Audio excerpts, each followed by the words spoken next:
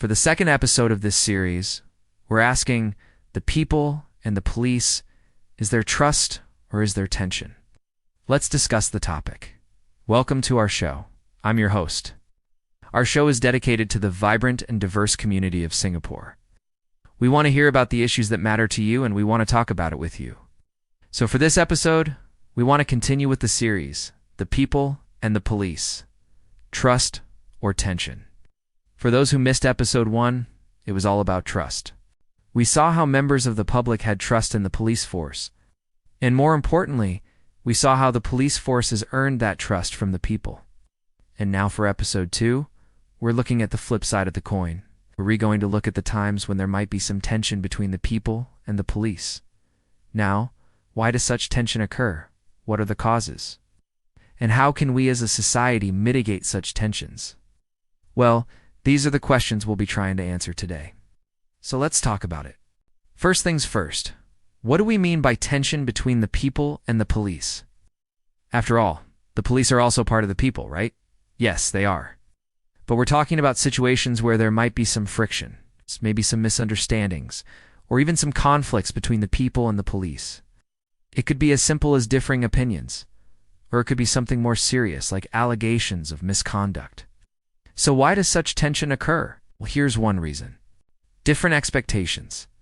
We all know that the police have a very tough job to do. They're expected to enforce the law and maintain order in society. At the same time, we all have different expectations of them. Some might expect them to be more lenient, while others might want them to be stricter. And sometimes these expectations can lead to tension when the police do not meet them. Another reason is communication breakdown. Communication is key in any relationship, including between the police and the people. When there is a breakdown in communication, misunderstandings can occur and tension can rise.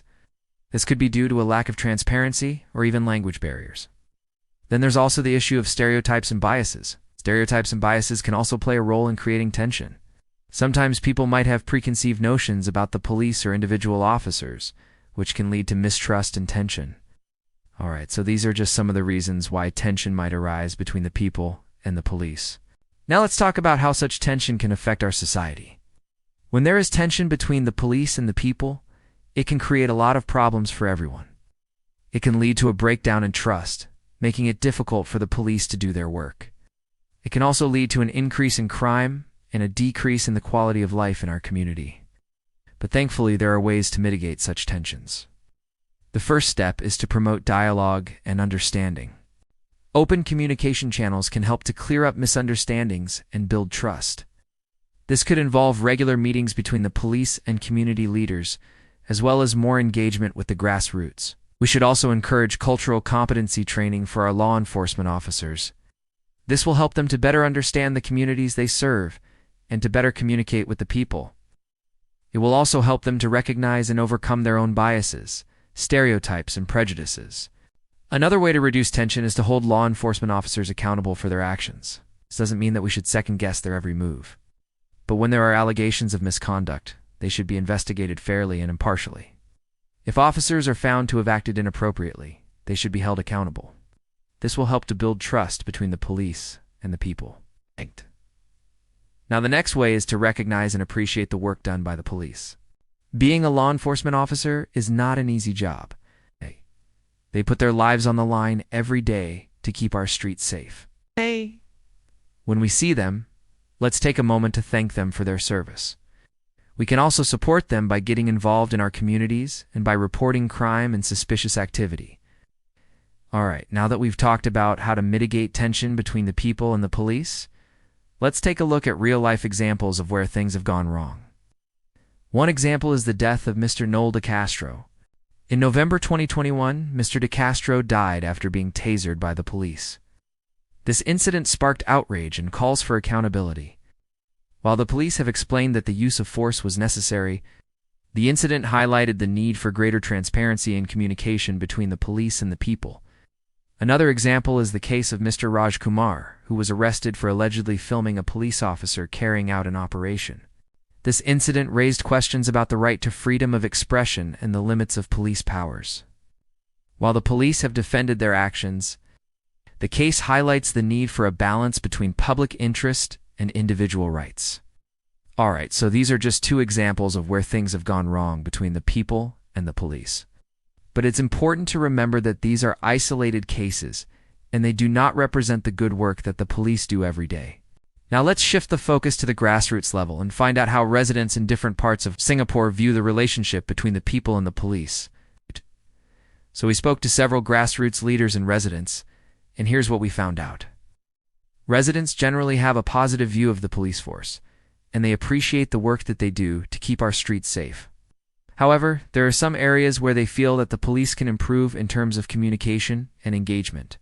For example, some residents suggest that the police can do more to engage with the community, such as organizing regular dialogue sessions to discuss issues that affect the community. They also suggest that the police can do more to promote cultural competency among their officers so that they can better understand and serve the diverse communities in Singapore. Overall, residents feel that it's important for the police to build strong relationships with the community in order to maintain trust and confidence. And this is because when there is trust, the police can do their work more effectively. And this ultimately benefits everyone in the community. When the police have the trust of the people, they are able to solve crimes more easily, prevent crime more effectively, and keep our streets safer. It also helps to build a sense of cohesion and solidarity within the community. When the people and the police work together, we can create a safer and more harmonious society for everyone. So in conclusion, while there may be tension between the people and the police from time to time, it's important that we remember the bigger picture. The police are there to protect and serve us, and we should support them in their work. By working together, we can create a safer and more harmonious society for everyone. That was a quick breakdown of the people and the police. Is there trust or is there tension? Let us know what you think. Can the police do more to connect with the people? Should there be more engagement between the two parties? What about having more diversity within the police force itself? Do drop us a comment below. We'd love to hear from you. Don't forget to subscribe to our channel so you won't miss out on future episodes. You can also catch us on our other channels. And don't forget to follow us. Thanks for watching, and we'll see you next time.